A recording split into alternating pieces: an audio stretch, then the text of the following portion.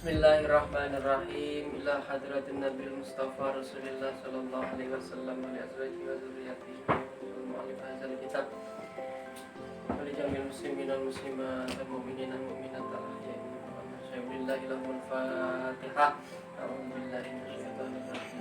Bismillahirrahmanirrahim. Alhamdulillahi rabbil alamin. Arrahmanirrahim. Maliki yaumiddin.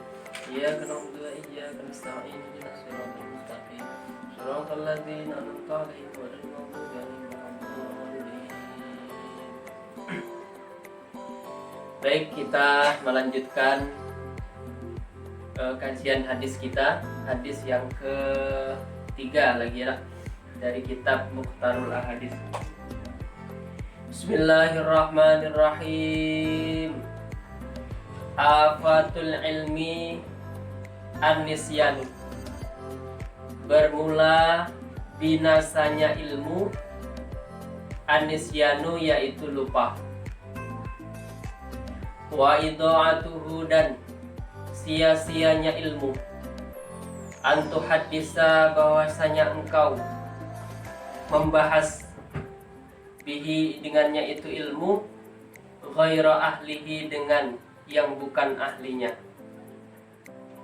Baik, jadi esensi hadis yang ketiga ini adalah menerangkan pertama bahwa rusaknya ilmu itu adalah karena lupa.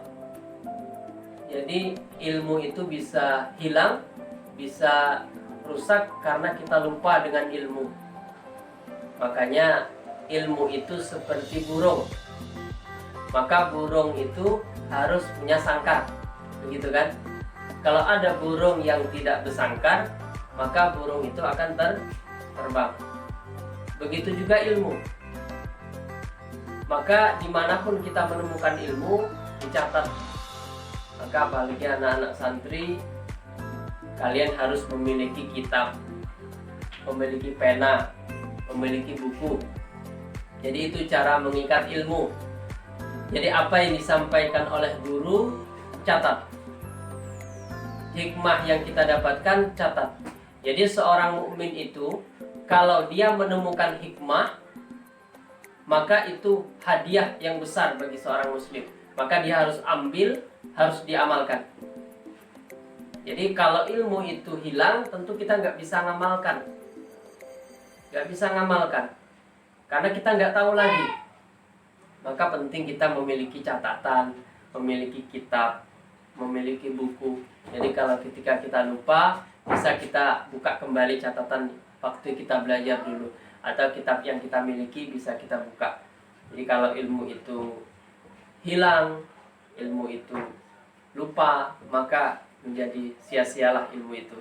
Jadi catat ilmu, miliki catatan, miliki kitab, miliki buku. Itu salah satu cara agar kita bisa mengikat ilmu, ya, supaya ilmu itu tidak rusak.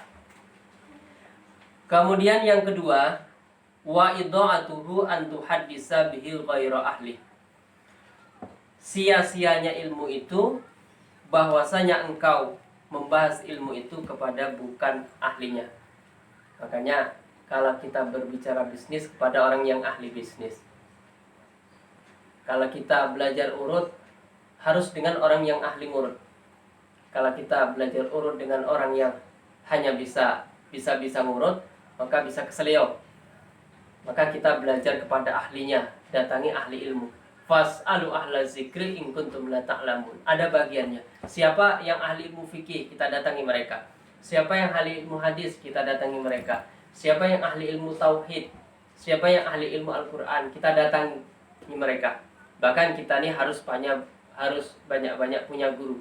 Semakin banyak punya guru, maka semakin banyak ilmu yang kita dapat. Nah, jadi kita membahas ilmu dengan orang yang tepat. Karena orang yang tidak memahami ilmu, dia akan cuek. Dia akan tidak peduli dengan ilmu. Padahal ilmu itu hal yang sangat penting. Yarfa'illahu alladzina amanu minkum walladzina utul ilma darajat. Allah akan mengangkat derajat seseorang yang beriman dan orang-orang yang memiliki ilmu pengetahuan. Jadi kesimpulan dari hadis ketiga ini adalah ilmu itu bisa rusak ya karena lupa. Caranya agar tidak lupa bagaimana? Dicatat.